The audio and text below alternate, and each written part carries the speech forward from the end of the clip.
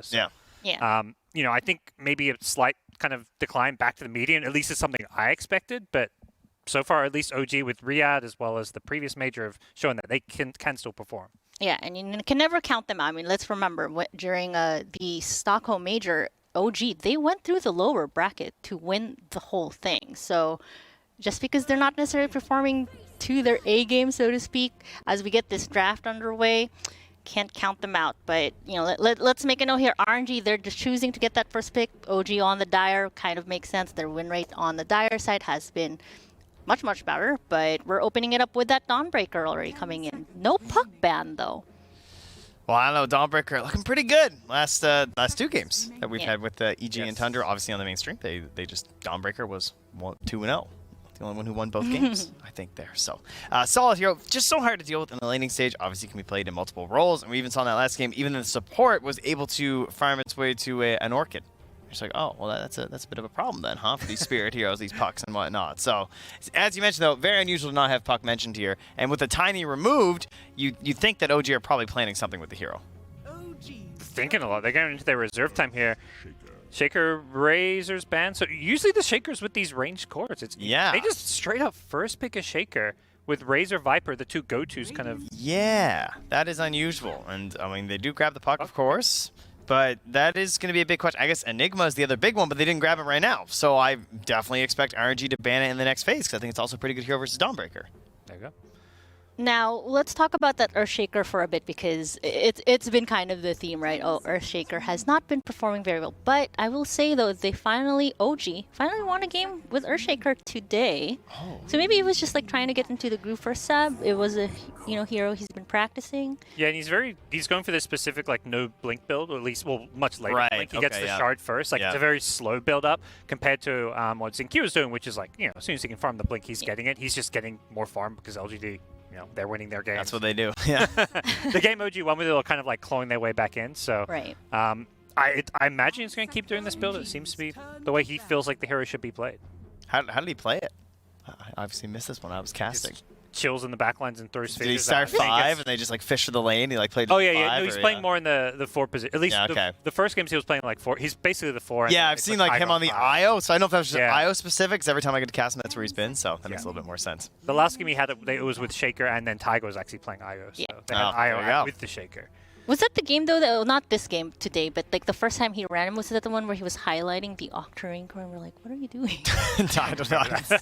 That doesn't sound like a good Shaker. No. Oh, yeah, they definitely lost that one. Okay. But, you know, as we're coming into this RNG, they're going for Dawnbreaker Void. So are we expecting this Void to show up in the mid lane, or is this going to be a bit of a flex? Yeah, so nothing too crazy there. So if that's the case, then as far as like RNG goes, like what are they looking to ban out on the side of OG? Because we're looking at this lineup. This is something similar to what they've already won. And you mentioned it already, Taiga on the IO. Is this perhaps something that they're going to be considering once again, going with what has been working so far? That's certainly one way to do about it. I also think that just like trying to figure out where this Earthshaker is going to go, like Parker was saying, this idea of just like, should the Enigma be something considered right now? Because to me, it's a very good OG hero overall. They flex around in multiple positions, and they would be a good 3 with the Shaker. It works out really well between denying a creep in the wave and also Fisher blocking. It's very hard to deal with.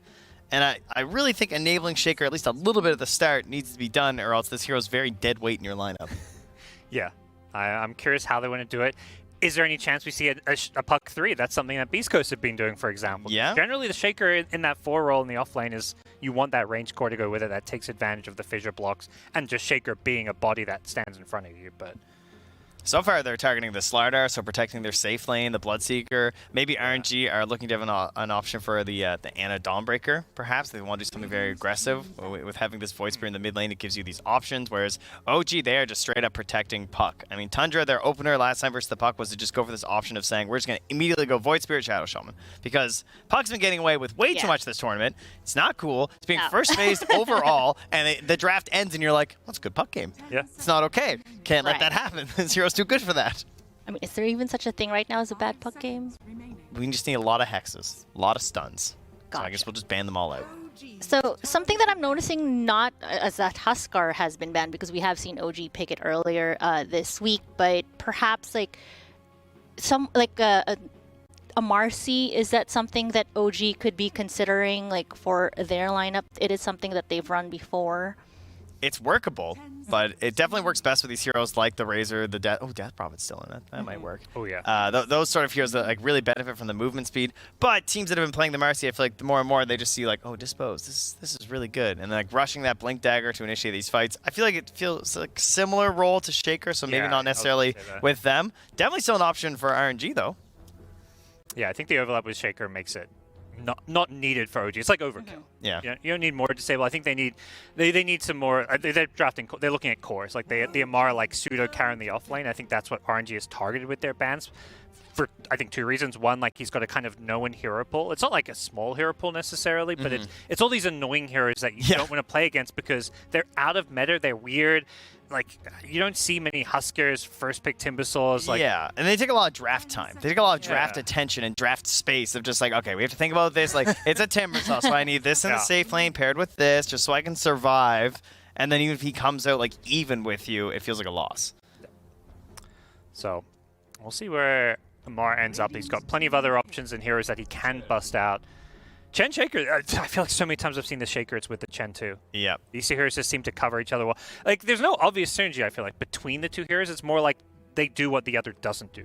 Yeah, they just, you know, not really like smoking up as two and getting a lot of stuff done. You need a lot of help from the other cores. And I guess one part of it is that the Chen tends to be a little bit greedy in that early game, whereas the Shaker can kind of sit back and like hit a couple fishers before you eventually get that lane space. Maybe that kind of helps out a bit, but I like what OG did here in the second phase where they banned out the double counters in terms of the instant initiation on the puck between the Rubik and the Shaman, plus the Rubik versus the Fisher. You really don't want that stolen all the time because Rubik is just better Earthshaker at that point. And then getting rid of the Bristle, because I think, to me, when you're playing on this side for RNG, this is the most important part of the draft when your first pick overall, is these 2 picks in a row. And all these Bristle +1s can be very strong. And so they just want to try and like what if they bristle you or coddle bristle you or something, right? It's a very solid strategy to work around with 2 more counter picks still left in the pool. But they get Kaka's #1 it's Kaka hero. Let's play a hero with a hex. I mean, it's good for the puck. That's all what you said, right? Yeah. That's why they banned the Shaman, and you know he's like, okay, let's see if Lion's still viable. Yep. Well, they do the Lion Doom, the Kaka Classic. You know that I'm not so sure about.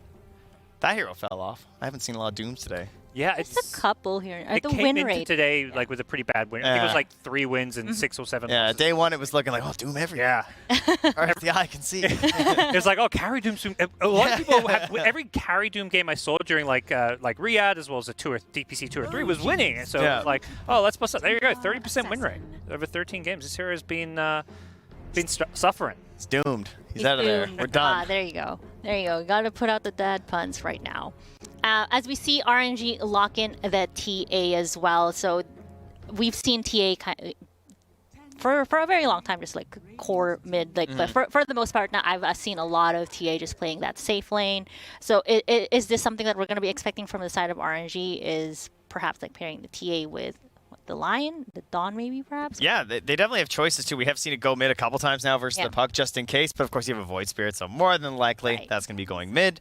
And if it was OG, I would definitely be watching out for that and be like, oh, they're going to like offlane this Void, and then they're going to, you know, that's exactly what they would want to do. Instead, they just go for this basic Underlord here. How uninnovative. The way he plays is innovative, I think. True. He doesn't play this like a Aura bot or something. Right. He's playing the carry Underlord. Go. Yeah. Guys, team, come on, Portal. He was quick to pick that too as soon as the TA came out. And that's where at first I was like, yeah, it's a good TA pick. You're playing Radiant side. It gives you the kind of, you want to take advantage of the Roche control. You know, they need an objective taker. I was like, yeah, this totally makes sense. Like Shaker Chen, these supports don't scare TA at all. If anything, Shaker's like a hero that doesn't press you. He sits back, so you're going to free farm your side of the map. But Underlord, basically the downside of picking TA is that OG get the lane kind of counter pick in a sense. Because I imagine this is a pretty bad matchup for TA, although I haven't seen this specific matchup too much. And this is sort of a tough part as well for these Dawnbreaker drafts because you wonder, like, is it worth putting in the core right now, or do you want to keep it as a support? And I think with the safe laner being the last hero here picked for OG, you wonder, like, can I absolutely like crush the lane as Dawnbreaker? Because there's tons of matchups where you can. I mean, is there really anything they could pick on the side of OG after if you like dedicate to that that's really going to mess you up? I feel like you'll probably be okay, but then it's also just, it has to be a full team effort when you're playing this Dawnbreaker like that too, which I think it could work as a core hero with a Void Spirit to initiate a Lion. They definitely have these early skirmishers that they could get another support to go with that if they wanted to. Yeah, between Lion and Void Spirit, you've got plenty of playmaking and catch that. Like, I think that's where sometimes the offlane Dawnbreaker, I think that's the one gap the hero doesn't have is that playmaking. Yeah. Like that's where I think it was earlier today we saw it was Liquid when they had the Dawnbreaker offlane with the lone Druid and Monkey. It was like, oh, how do they start a fight? Yeah. Like their offlane is not giving to them, their supports don't have catch, but this game around you've got plenty with Void Line. And meanwhile, OG though, looking at this draft, they have so many good options left in terms of the tempo they can go. Like you're seeing an Arc Warden ban if you want to do things like a little bit like mid to late game, but they're still Juggernaut. That obviously is like a totally fine hero right now. You see Chen, you see Underlord. That's like one of the biggest heroes that comes to mind. Just keep up that push and keep going. Lots of Ursas today too, if you want to do a little bit of Roche control here. So they have their ideas. They could even go back for something to try and outrange the TA if they wanted to in that carry role, like that Arc Warden or even like a Sniper or something too. Because I tell you, these backlines, they look pretty safe these days. Pucks or Void Spirits, even like sometimes these carries just look so strong back there. Yeah. And Shaker's like perfect here to kind of protect a sniper in general. Would something like a Terrorblade perhaps fit in this OG lineup as well? Because it's something that I've seen them run with the Underlord and the Puck in the past, especially against RNG actually in Riyadh. Didn't fare out so well for them that time, but it's a different day. Yeah. It's the Arlington Major. The hero can't win every single time, right? Exactly. That's just how it goes. Exactly. So they go for the default answer of the Juggernaut. I can't blame them. That is definitely the flowchart hero to opt for. It's funny, you can see with OG, they don't know where Dawnbreaker is going, the same way we don't. Right. They ban an offlaner, then they ban a support. They're just like, we'll cover our bases here. Could be, Dawn TA sounds like a fine lane. If anything, Dawn to kind of secure TA's lane against Underlord could be something that RNG maybe feel is good here, but it could just as easily be a Dawn Lion lane. Yeah, the Dazzle's a great ban, just because the strength in laning versus the Underlord as well as the Hex Shard has proven to be, at least you get something, because it's harder to the 5 roll to get something versus the Puck. So they go back for a Wyvern, not a hero that often makes it this far, especially when there's a Chen on the other side. So great option there. Not a lot of Linken's buyers necessarily here either. You don't really want to grab that, obviously, on these Pucks these days. So feels pretty good for RNG. Yeah, I almost discounted the hero at this point. Like, it's so deep in. I'm like, maybe they just don't find that she fits. But you know what? The heal value that a lot of teams tend to prioritize just because they want to constantly keep prolonging these fights. And there's the Luna to final things out on the side of OG. Try and cut through that magic save, Just like, cold embrace, hit him with the beams. So. Nuke you down a little bit from the heavens. So how are we feeling about this draft from either team? Is there anything that is standing out a little more? I think for me, like Luna Chen is kind of a bit of a throwback. It's like this very fast tempo kind of carry that's good in lane. I think it's one of maybe the few carries that can do better against Storm than others. Yeah. At least I'm curious to see how this lane goes because I just keep seeing these Dawnbreakers crush their lane. So maybe Luna is the answer. It's old school versus new school, right? Yes. We got this tricore of like Underlord, Luna, and a Puck, and then on the other side we're gonna have this Dawnbreaker Exactly. game. So many storylines coming at you. Old school versus new school, father versus son, and to bring us the drama, it's gonna be Gareth and Lacoste. Thank you so much. Yeah, we were having a little bit of a chat where we're thinking back in history of the China Slayers and the domination of the Chinese region. So far, the past year or two, we've not seen anyone to really match up against LGD or RNG. Does OG have what it takes in this draft, though, Lacoste? It seems like so far in this major, China too strong. But looking at this draft, but also one thing to mention as well is Ana is playing against Seb. Like, what year is this? If people are tuning in right now, it's like, what the hell is going on?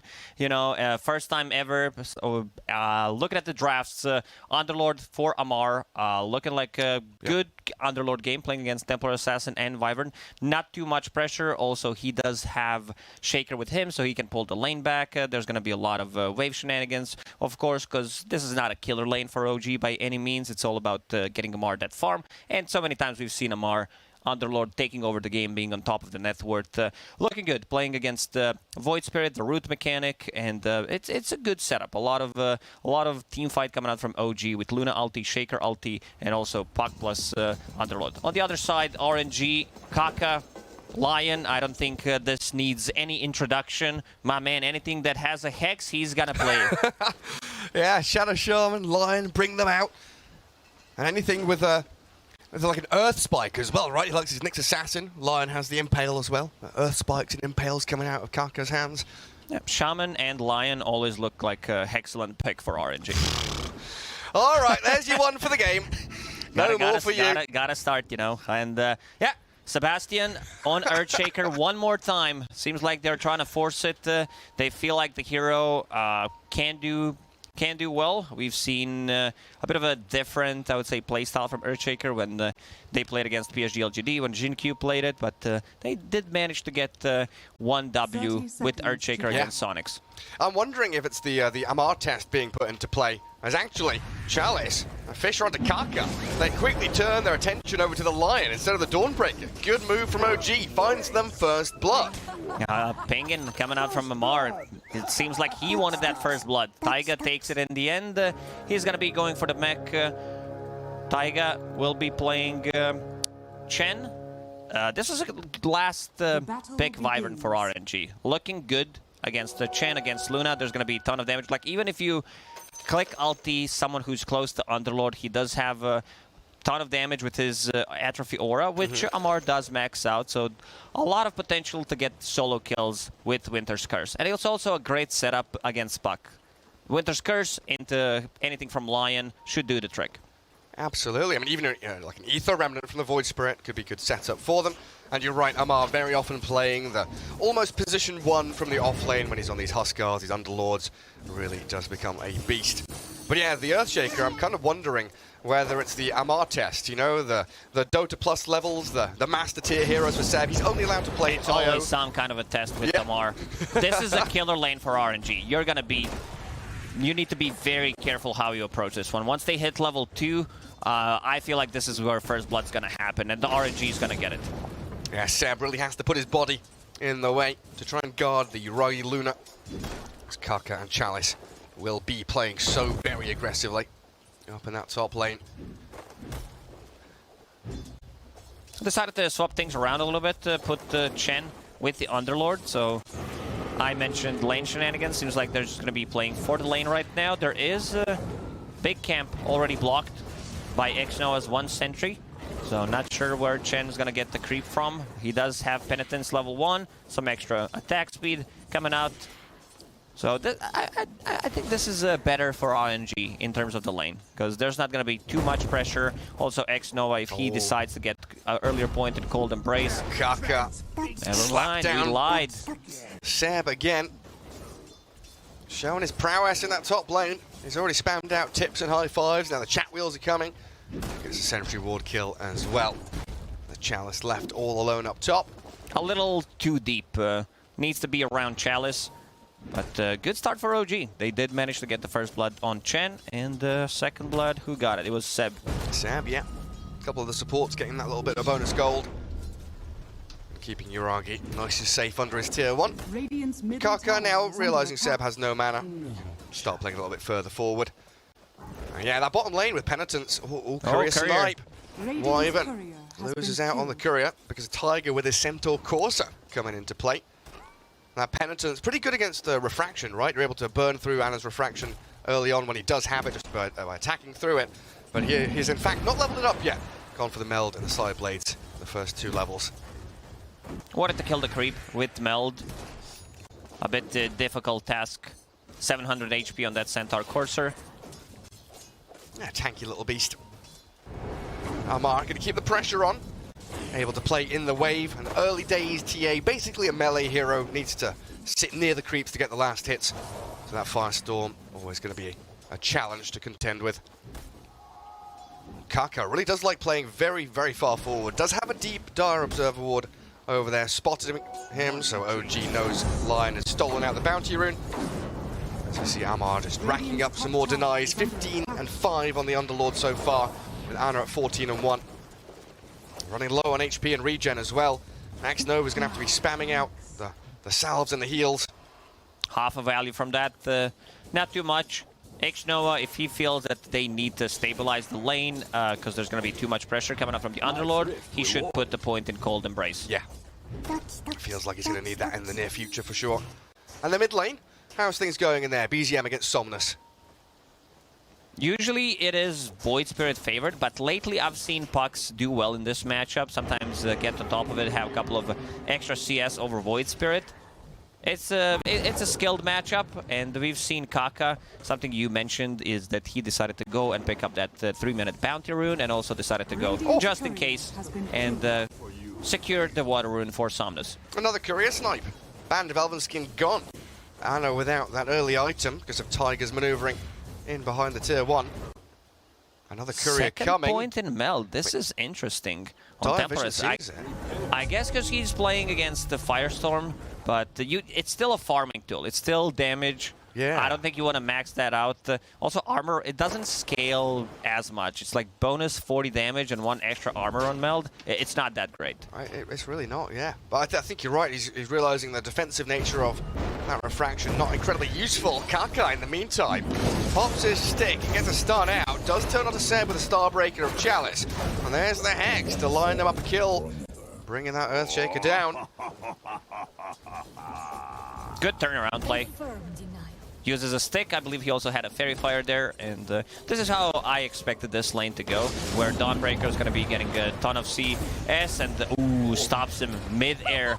Good Lucent Beam, but it's still a lot of pressure onto Yuragi. It's not comfortable by any means. Definitely not. Seb's bringing some extra regen, 3 tangos, and Kaka will pull the lane back. So this creep wave, there's going to be a lot of damage done to the creeps. In terms of regen, they do have a Soul Ring, and Kaka does have an extra stun, so if Yuragi gets close, he's definitely gonna die. Well, Somnus has hit level 6 in the mid lane as Tiger was kind of eyeing up a rotation in there, so difficult Chalice to grab him, while Chalice continues that battle up top. A little too deep, considering that Kaka did pull the lane back. He missed a couple of CS, farming underneath the tower, but Kaka doing a very good job staying out of XP range, which means that Chalice is gonna hit level 6 pretty soon on Dawnbreaker. And having that global prowess against the Puck, against this Underlord. Oh, Somnus with the faster fingers. Picks up Arcane Rune, and once again, Kaka in vicinity, potentially to get a kill even. Yeah, but they do realize now, OG, the line has been missing from that top lane for quite a while. So Seb trying to get in there with the Enchant Totem, and the Fisher misses. Big play from Chalice. Huge Celestial Hammer over the waterfall, lets him slip out of danger, while Somnus puts himself straight in towards Seb and looking for the solo kill. Will take down the Earthshaker, even through the stick pop there. He'll have a couple more hits, or maybe Seb slipping back behind the tower. Nah, never mind. That Resonant Pulse catches him just in time. Arcane Rune coming into clutch here. Otherwise, he would not have the Resonant Pulse available. And Kaka having a time of his life. You're just like, my mid laner's missing. I'm going to be collecting some XP on the mid lane. And as expected, Amar close to the, on top of CS, has 40. Ana. As this laning stage breaks down, Ana, he's over in the trees. No stuns, though. The Shard Golem's too far away to launch the pebbles at the TA. And if anyone watched Amar play Underlord, that means he's not going to be getting a point in Pit of Malice, so you're always good to TP. Yeah, who needs it? Atrophy Aura all the way, give me the damage. Because he doesn't care, he just hits creeps. Seb with a little pull across, half wave attempting to deny. Chalice continuing with a Celestial Hammer to chip away at Yuragi and drag the remaining part of the wave towards him. Looks like now the Wyvern has been given that bottom lane. A few of the RNG cores dipping back into the jungle, but a rotation from Kaka and Solar Guardian over the top of them looks towards the Underlord. Amar hexed up before he can even Firestorm and finished off with a Starbreaker and a few more punches out of Chalice, while Ana also killed Tiger all on his lonesome. That's the power of these global ultis that we've seen from Spectre, from Zeus, and the Dawnbreaker as well. Void Spirit, he's making a lot of rotations. In terms of net worth, he's fallen behind. Oh, yeah. BZM, he activated Beast Mode. 800 net worth already, 8 minutes in. Yeah, I mean, the top 3 were all OG heroes until just a second ago, where Chalice leapfrogged over the Luna. But absolutely right, TA struggling down at the bottom of the pack of the cores. Need some catching up time. Do we have any stacks made? Has RNG had time to build up the triangle or anything like that for the TA to farm? No, because Kaka was mostly checking the runes and also being very active. Did TP to the bottom lane, might stack the triangle right now. And as we see, only 1 camp stack compared to 4 stacks on OG. Yeah, OG much more adept at doing that so far, especially with a Chen on your team. You know he's going to be spending quite a while in the jungle, but look at this. The move into the triangle. No stacks for you. BZM and Seb holding hands and waltzing through towards RNG's triangle area. Finding Kaka. Nice big wave though for Amar down bottom. Going to get himself a ton of gold as he'll finish off his treads and then start working in towards the Rod of Atos.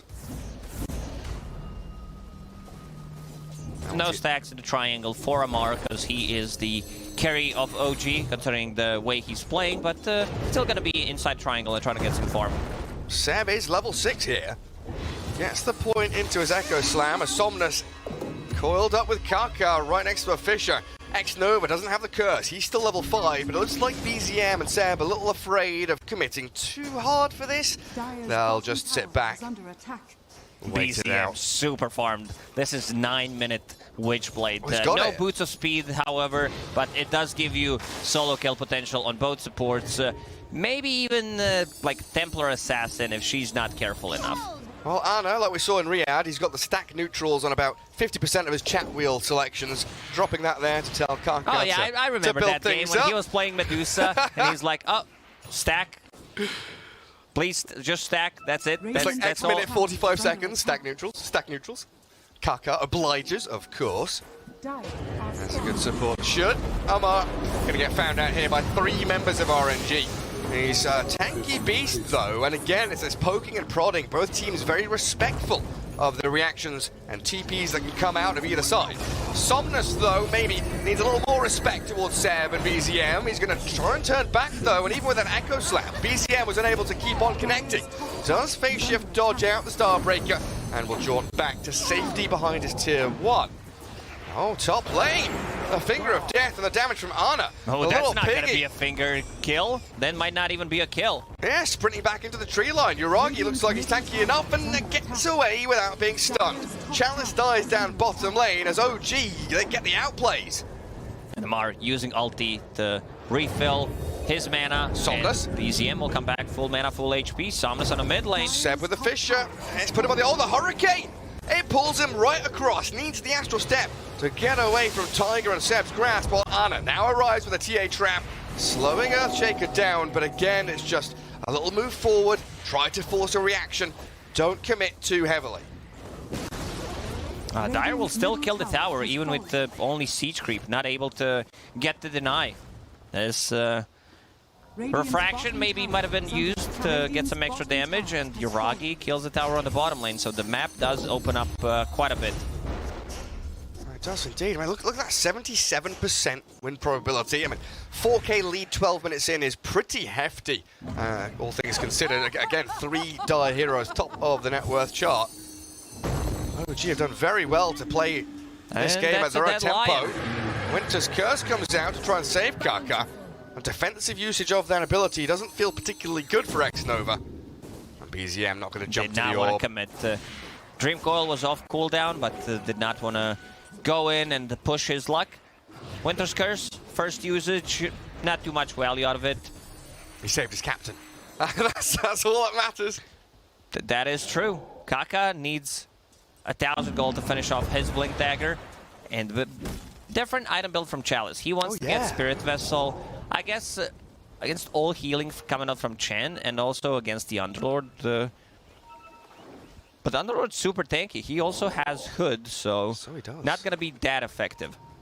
Yeah, Chen, one of these heroes that really has been rising to prominence through the Arlington Major. I think he's at like 13, 14 picks with a 70% or so win rate. He's been incredibly powerful in the right hands. Yeah, Giga Chen hero.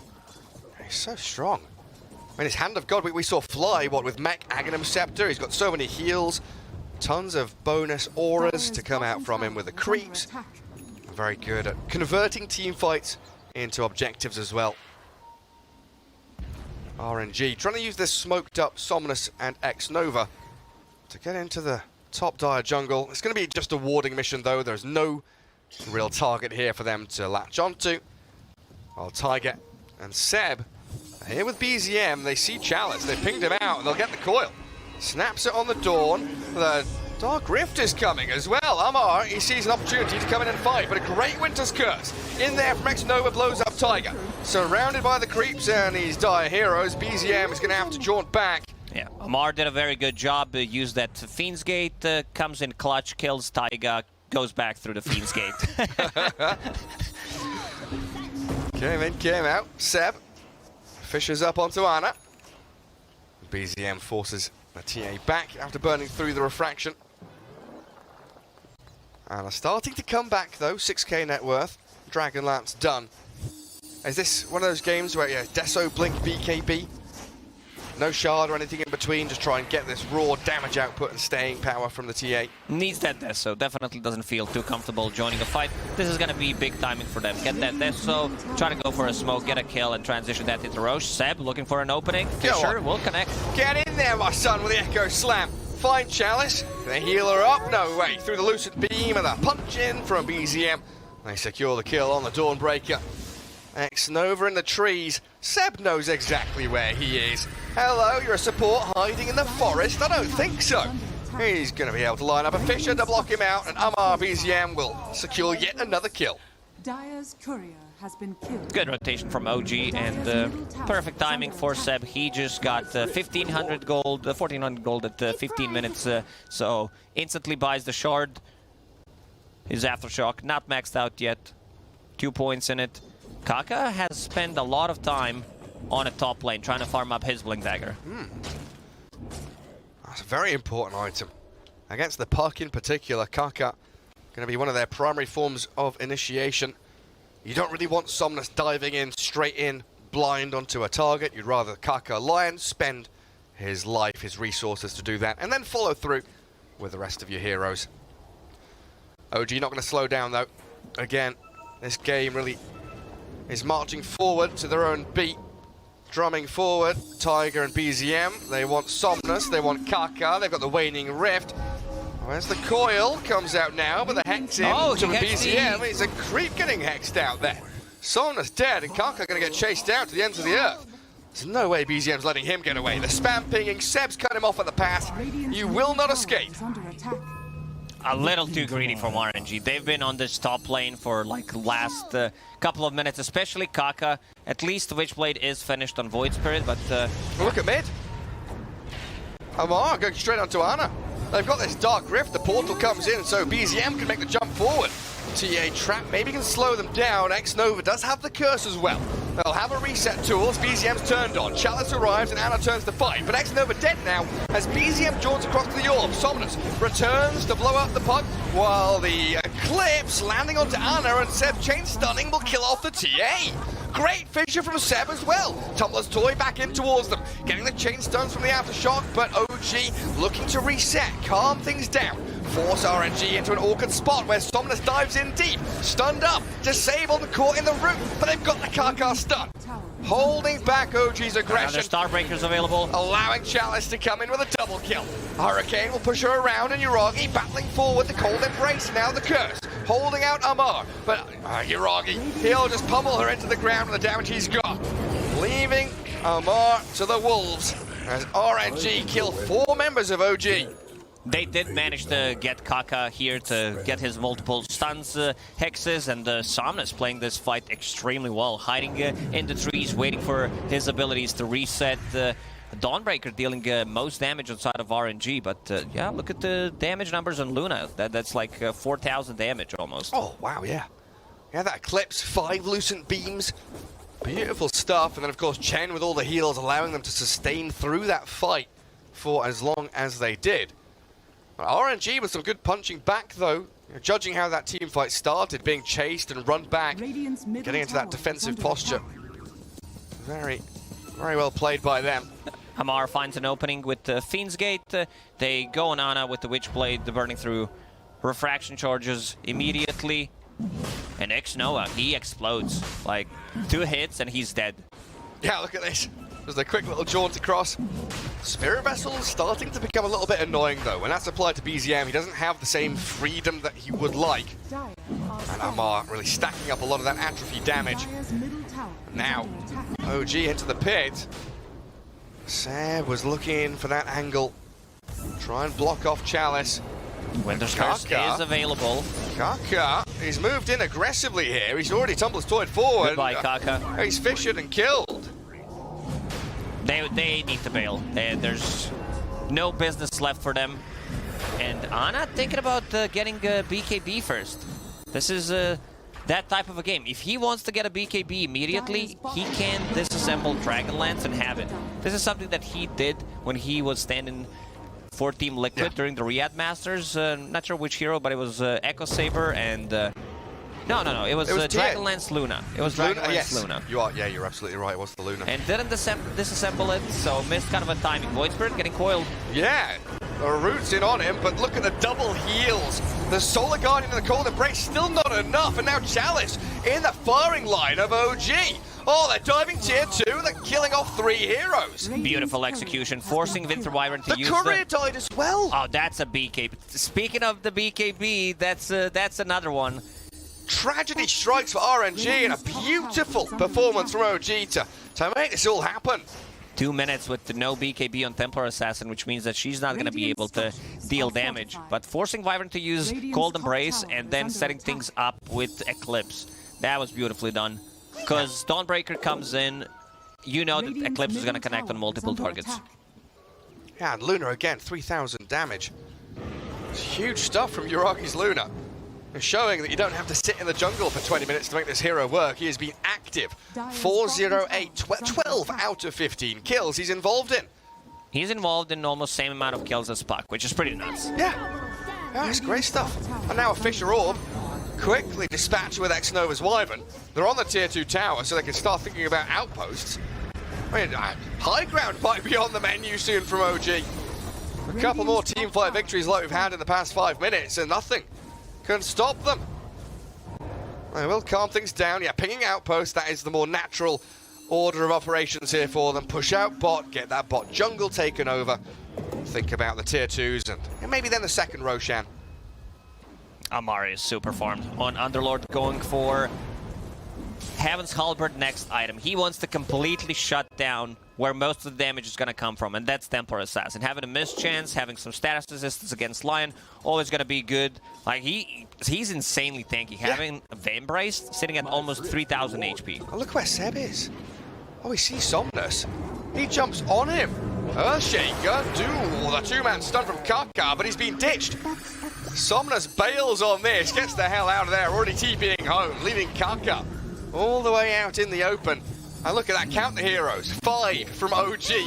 Immediately swinging into action, and yeah, the tip for Seb there, he sets everything up again.